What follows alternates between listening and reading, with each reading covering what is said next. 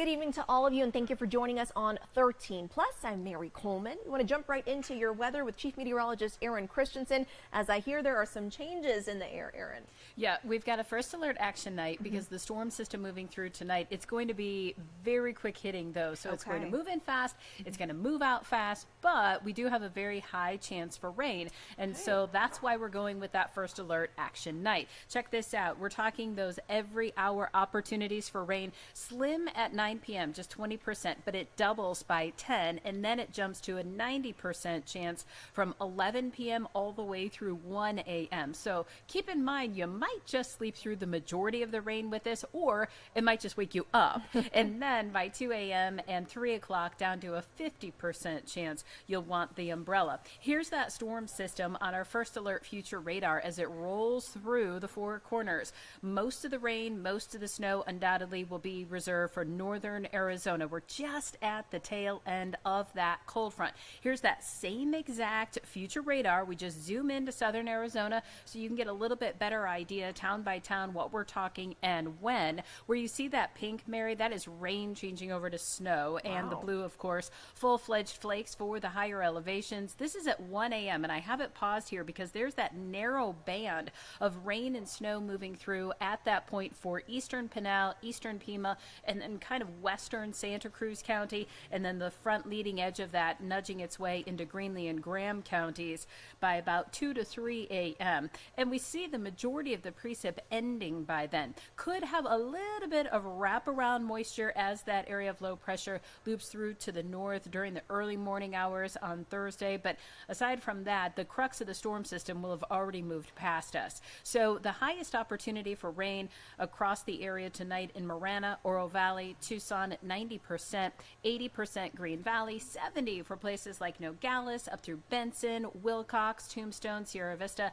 80 for Bisbee and Douglas. But again, it's going to be a quick moving system. So if you do have to head out, especially between those hours of say 10 p.m. through 1 a.m., do expect to run into some slick streets, some ponding water on the roads. So you'll definitely want to slow down, give yourself a little bit of extra time to get to where you're headed. And that rain is going to change over to snow in the mountains. So travel in the mountains probably not advised here. Of course, some of the highest of high elevations, Hannigan Meadow, Mount Graham, Chiricahua Peak will receive anywhere from 6 to 12 inches worth of snow with this. Mount Lemmon 4 to 6. But don't be surprised if you do see kind of a wintry mix in places like Bisbee and Oracle. Nothing really accumulating, but maybe a dusting at best. So most of this will move out by that morning commute. If you leave the house at 6 a.m., still a 40% chance you'll want that umbrella. So I'm giving it the yellow light. You'll just want to give yourself some extra time if you do run into those spotty showers. By 9 a.m., you'll probably see some of that sunshine moving back in. But the storm system we're really going to watch after this will move in Sunday and Sunday night. This one's looking pretty interesting. We could have snow as low as about 2,500 feet, which would mean some snow potential for Tucson. So stay tuned with that one. We're going to continue to watch that for you. But right now it's Sunday through Sunday night with that next storm system. Perfect. Thank you, Aaron. And you all can see some more of this forecast on 13 News Live at 10. So we'll see you then. Thank you, Aaron. And let's move to some of our news now. Fraudsters target people of all ages, but new research by the Better Business Bureau's Institute for Marketplace Trust examines a significant increase in the dollar amount that young adults are losing to these scammers. In this Watching Your Wallet, consumer investigator Carice Jackman spoke with an expert about the warning signs that young adults can do to prevent themselves from being a scam victim.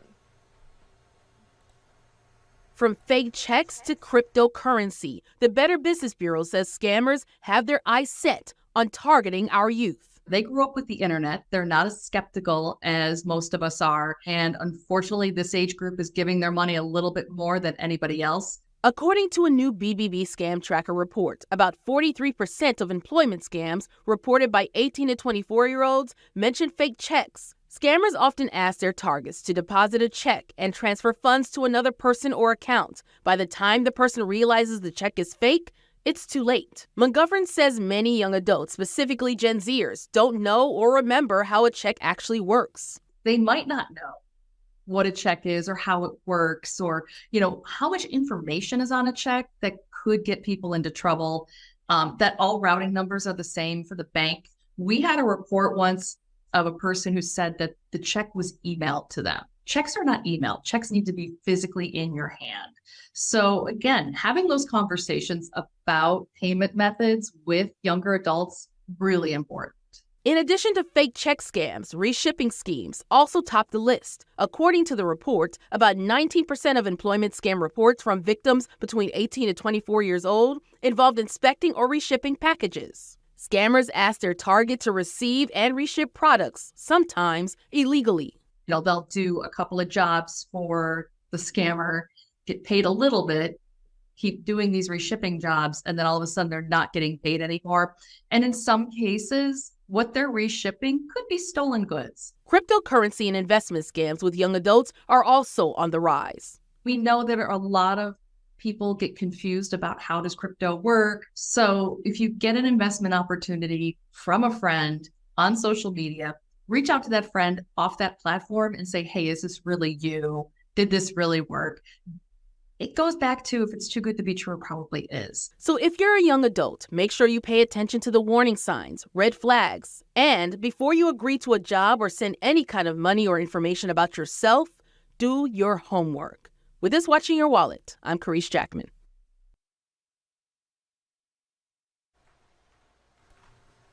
And in addition to employment scams, the BBB says online purchase scams ranked among the top 3 riskiest for all age groups, and it was the number 2 riskiest for young adults, as you saw there.